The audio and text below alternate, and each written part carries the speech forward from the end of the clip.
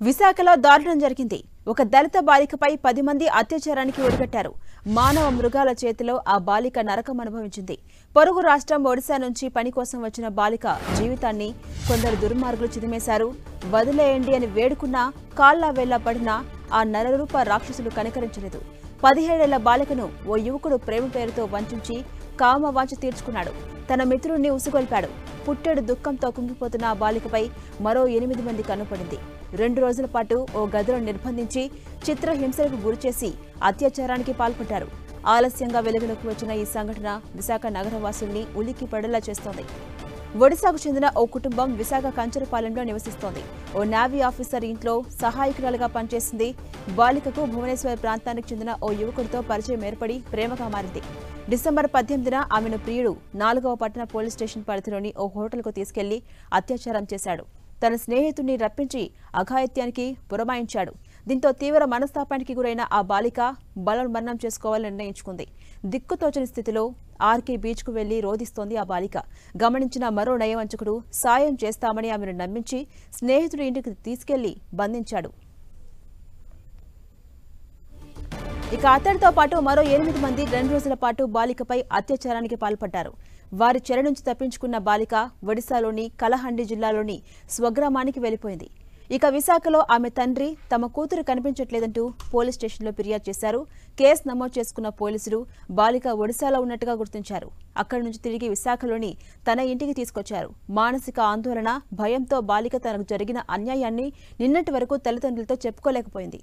ఇక చివరకు తాను పడ్డ బాధలను తల్లిదండ్రులకు వివరించింది ఆ బాలిక. ఆమె తల్లిదండ్రులు పోలీసులను ఆశ్రయించారు. ఫోక్సో చట్టం కింద కేసు నమోదు చేసిన పోలీసులు నిందితులను అదుపులోకి తీసుకున్నారు.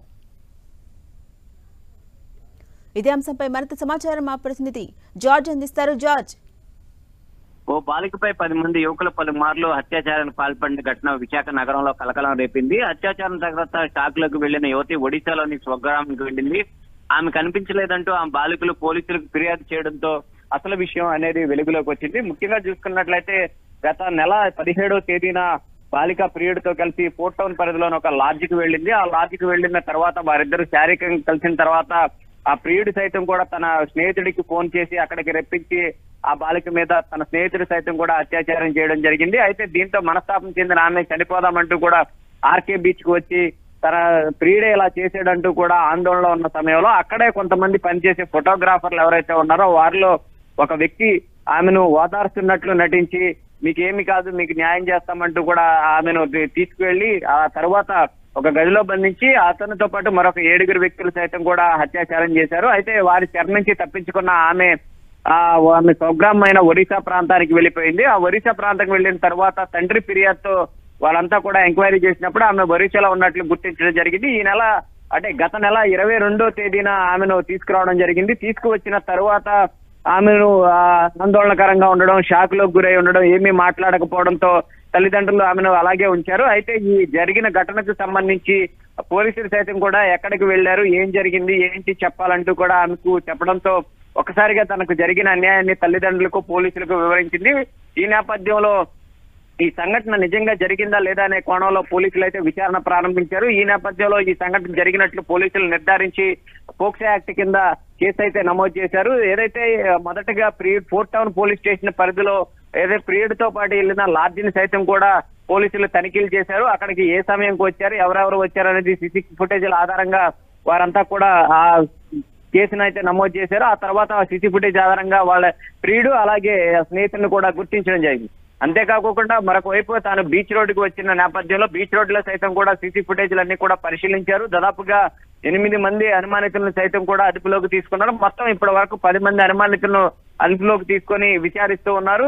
మరొక వైపు ఈ ప్రియుడు అతని స్నేహితుడు సైతం కూడా పరారీలో ఉన్న నేపథ్యంలో దానికి ప్రత్యేక బృందాలను ఏర్పాటు చేసి ఇటు జార్ఖండ్, ఒడిశాతో పాటు పలు ప్రాంతాల్లో సైతం కూడా జల్లెడ పడుతున్నారు. ప్రస్తుతానికి వాళ్ళిద్దరు పరారీలో ఉన్న నేపథ్యంలో వారిని సైతం కూడా విచారించి అసలు విషయాన్ని వెలుగులోకి తీసుకురావాలంటూ కూడా పోలీసులు భావిస్తూ ఉన్న నేపథ్యంలో ఈ మొత్తం కూడా కేసు అందరిని కూడా నమోదు చేసి 4 నెలల్లోనే ఏదైతే కేసు నమోదు చేసిన తర్వాత ఇప్పుడు ఏదైనా వాళ్ళంతా అత్యాచారానికి పాల్పడ్డారు లేదని నిర్ధారించిన తర్వాత 4 నెలల్లోనే బాలికకు న్యాయం జరిగేలా చేస్తామంటూ కూడా పోలీసులు ఇప్పటికే ప్రకటించడం జరిగింది.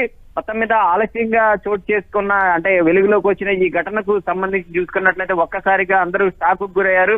ఎందుకంటే దాదాపుగా 10 మంది ఆ అమ్మాయి మీద అంటే 2 రోజుల పాటు అంటే 17వ తేదీన ఆమె వెళ్లిపోవడం జరిగింది. అలాగే 18వ తేదీన ఈ 2 రోజుల పాటు ఆమె మీద అత్యాచారం జరిగినట్టు బాలిక సైతం కూడా వివరించడం జరిగింది. అయితే ఆ అత్యాచారం చేసిన వాళ్ళు ఎవరెవరు అనేది అనుమానితులను తీసుకువచ్చారు. బాలికను తీసుకువచ్చి ఎవరెవరు చేసి ఉంటారని దాని మీద అనుమానితులు ఎవరైతే ఉన్నారో వారందరినీ కూడా గుర్తించే పనిలో ఉన్నారు. కఠిన శిక్షలు అయితే అంటే దీనికి సంబంధించి ఖచ్చితంగా బాలికకు న్యాయం చేస్తాము, ఎవరైతే నిందితులు ఎవరైతే ఉన్నారో వారికి కఠిన శిక్ష పడేలాగా చేస్తామంటూ కూడా పోలీసులు చెప్తూ ఉన్నారు. Right, thank you George.